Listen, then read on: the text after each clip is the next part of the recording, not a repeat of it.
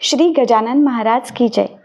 श्री गजानन अनुभव ह्या पॉडकास्टचा आजचा आपला भाग आहे भाग 108. उतरले स्वप्न सत्यात.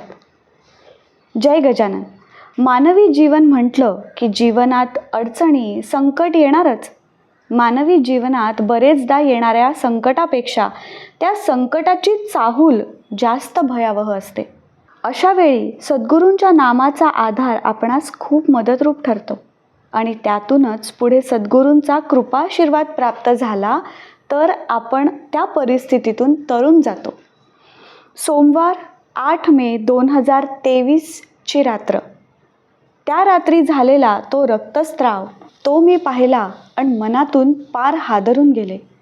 वयातील प्रौढत्वामुळे असलेला अनुभव आणि अकाली असलेली ती घटना मनात धोक्याची घंटा वाजवून गेली आणि हे काहीतरी वेगळं प्रकरण आहे याची मनाला जाणीव झाली. त्याच रात्री सुपर स्पेशालिटी हॉस्पिटलला anaesthesia head of the department माझी मैत्रीण लुलू फातिमा अली हिला फोन लावून वृत्तकथन केलं. तिने दुसरे दिवशी चेकअप करून घेऊ म्हटलं आणि भयावह संकटाची चाहूल लागून गेली. समर्थ सद्गुरू श्री गजानन महाराजांच्या नामस्मरणासोबत त्या काळातील माझा पुढील प्रवास सुरू झाला. मी सौ कल्पिता किनखेडे. आम्हाला सुखदुःखाच्या कुठल्याही प्रसंगात प्रथम आठवतात ते शेगावचे गजानन महाराज.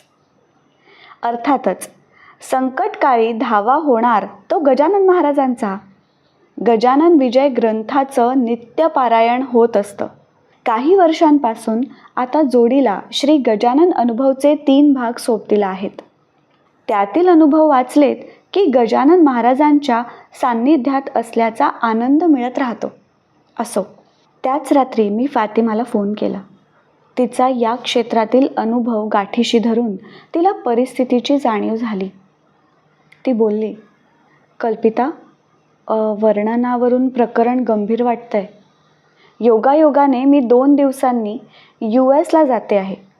तेव्हा तू उद्याच ये, आपण सर्व टेस्ट करून घेऊ. दुसरे दिवशी म्हणजे मंगळवारी दिनांक 9 मेला यूरोलॉजीचे HOD डॉक्टर सेलोकर यांना भेटले. त्यांनी काही टेस्ट करायला सांगितल्या. त्यापैकी काही 9 मेला तर बाकी 10 मेला करवून घेतल्या. ब्लड टेस्ट आणि सोनोग्राफीत काही ॲबनॉर्मल जाणवलं. युरिन ट्रॅकमध्ये गाठ आढळून आली आणि त्यामुळे तातडीने ऑपरेशन करणं गरजेचं झालं. 11 मे गुरुवार, महाराजांचा वार. सकाळी उठून मी श्री गजानन विजयचा 13वा अध्याय वाचला. महाराजांना म्हटलं, महाराज, ऑपरेशनच्या वेळी तिथे हजर असा. डॉक्टरांच्या हाताला यश देणारे तुम्ही आहात. ऑपरेशन झालं. एक लहान ट्यूमर रिमूव्ह करण्यात आला आणि बायोप्सीसाठी पाठवण्यात आला. हा जीवघेणा आजार आहे याची जाणीव अस्वस्थ करून गेली. जीवाची घालमेल होत होती.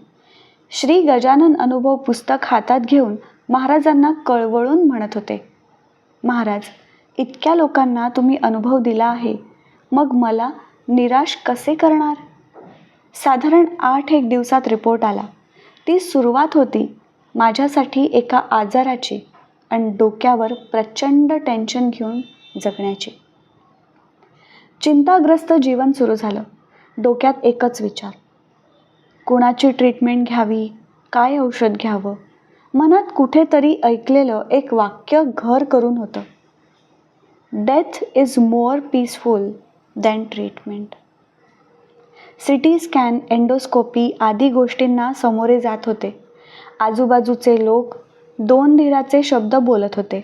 भेटणारी व्यक्ती अमुक करा, तमुक करा सूचना देत होती. डोक्यात विचारांचा गोंधळ माजला होता. अशातच एका संध्याकाळी मी महाराजांसमोर बसले. माझा धीर खचला आणि मी महाराजांशी बोलू लागले. का अंत पाहताय? मी नेमके काय उपचार घेऊ? यातून मी कशी बाहेर पडेन? बोलता बोलता मला रडायला आलं. त्या दिवशी मी हमसून रडले.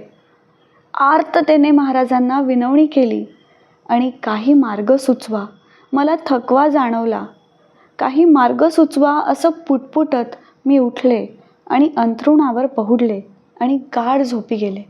त्याच रात्री पहाटे पहाटे मला स्वप्न पडलं. त्यात मी पाहिलं, मी घरात बसले आहे. दरवाजाची बेल वाजली. मी दार उघडलं. दारात एक तरुण उभा होता. तो माझ्याकडे पाहून बोलला, "हे औषध श्रुती आयुर्वेद पुणे यांच्याकडून." त्यानं मला एक बॉक्स दिला. त्या बॉक्सवर अक्षरं होती, श्रुती आयुर्वेद पुणे.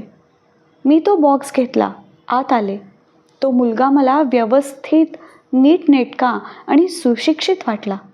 तो गेला. मी दार बंद केलं आणि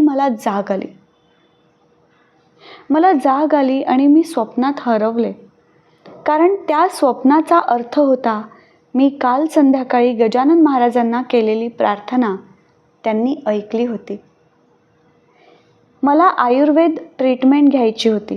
मात्र श्रुती आयुर्वेद हे कुठंही न पाहिलेलं, न ऐकलेलं नाव आता शोधायचं होतं. आम्ही शोध सुरू केला. मी अगदी काळजीपूर्वक मोबाईलवर शोध घेऊ लागले. माझ्या डोळ्यासमोर चक्क श्रुती आयुर्वेद पुणे असं नाव आढळलं. नंबरही दिसला. मी त्यांना मेसेज केला, "मी कल्पिता. माझा भाऊ तुमच्याशी संपर्क साधून बोलेल." त्याप्रमाणे भावाने त्यांच्याशी संपर्क साधला. आम्हाला समजलं ते डॉक्टर संजय कुलकर्णी आहेत आणि आश्चर्याची बाब म्हणजे ज्या कारणासाठी मला औषध हवं आहे त्यातच ते स्पेशलिस्ट आहेत. इतकंच नाही तर ते परदेशातही औषध पाठवितात. भावाने त्यांची फी काय, ते कुरिअरने औषध पाठवतील का आदी चौकशी केली आणि असं ठरलं की मी, माझे मिस्टर, भाऊ व तिकडील दोघं तिघं असा एक कॉन्फरन्स कॉल व्हावा व सविस्तर चर्चा व्हावी. ठरल्याप्रमाणे व्हिडिओ कॉन्फरन्स कॉलची योजना झाली. मी, माझा भाऊ व मिस्टर आम्ही होतो, तर डॉक्टर संजय कुलकर्णीसोबत दोघं होते. प्रथम मी त्यांना सर्व हकीकत सांगून स्वप्नातून हे नाव कळल्याचं सांगितलं. बोलता बोलता माझी नजर त्यांच्या बाजूस बसलेल्या तरुणाकडे गेली. मला एकदम वाटून गेलं की आपण याला कुठे पाहिलं आहे. मी त्यांना विचारलं, "हा कोण?" म्हणाले, "हा माझा मुलगा." म्हटलं, "अहो, हाच तर तो ज्याला औषधाचा बॉक्स घेऊन स्वप्नात मी पाहिलं." त्यांना अतिशय आनंद झाला. ते म्हणालेत, "जिथे प्रत्यक्ष गजानन महाराज यात माध्यम आहेत, तेव्हा फी हा मुद्दा गौण आहे. ट्रीटमेंट महत्त्वाची आहे." पुढे म्हणाले, "ठीक, ठरलं. आता मी तुम्हाला औषध घरपोच पाठवतो. चिंता नको, होईल सर्व ठीक." ठरल्याप्रमाणे काही दिवसात औषधांचा बॉक्स श्रुती आयुर्वेद पुणे यांच्याकडून घरी पोचला. तो बॉक्स पाहून माझा आश्चर्याला आणि आनंदाला पारावार उरला नाही. जो मी स्वप्नात पाहिला होता, जवळपास तोच बॉक्स आता माझ्या समोर होता. माझी ट्रीटमेंट सुरू झाली. आता तब्येत सुधारते आहे. डॉक्टरांच्या म्हणण्यानुसार आता सर्व आउट ऑफ डेंजर आहे. माझ्या प्रार्थनेला गजानन महाराज धावले ही आनंदाची बाब आहे. श्री गजानन अनुभवमधील अनुभव वाचून मी महाराजांना विचारलं होतं, "महाराज, मला नाही का अनुभव देणार?" महाराजांनी चांगला घसघशीत अनुभव माझ्या पदरात टाकला. आता एक लक्षात येत होतं, त्या संध्याकाळी महाराजांपर्यंत प्रार्थना पोचली कारण ती उत्कटता होती. ते अनुसंधान होतं, आर्तता होती. आता महाराजांना एकच मागणं होतं, "महाराज, मला सतत तुमच्यासोबत जोडून ठेवा. त्यासाठी माझ्या मुखी सातत्याने नाम येऊ द्या, श्री गजानन, जय गजानन, श्री गजानन, जय गजानन." आत्ता आपण ऐकलात हा अनुभव आहे सौ कल्पिता किनखेडे, नागपूर यांचा. जयंत वेलणकर यांनी शब्दांकित केलेले, पौर्णिमा देशपांडे हिच्या आवाजात आणि नचिकेत शिरे प्रस्तुत श्री गजानन अनुभव ह्या पॉडकास्टचा हा भाग. हा पॉडकास्ट तुम्हाला कसा वाटला हे आम्हाला नक्की कळवा. तुमच्याकडे असे काही अनुभव असतील तेही आमच्यापर्यंत पोचवायला विसरू नका. डॉक्टर जयंत वेलणकर आणि मी पॉडकास्टरचे डिटेल्स खाली शो नोट्समध्ये दिले आहेत. दर गुरुवारी नवीन अनुभव ऐकण्यासाठी मी पॉडकास्टर चॅनलला नक्की सबस्क्राईब करा आणि इतरांना पण शेअर करा.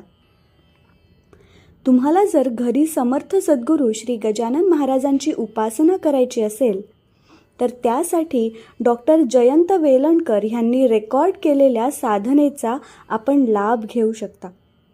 त्याची लिंक खाली दिलेली आहे. मी पॉडकास्टरचे इतरही पॉडकास्ट नक्की ऐका. पुन्हा भेटूया पुढच्या गुरुवारी एका नवीन अनुभवासोबत. तोपर्यंत श्री गजानन जय गजानन. श्री गजानन जय गजानन.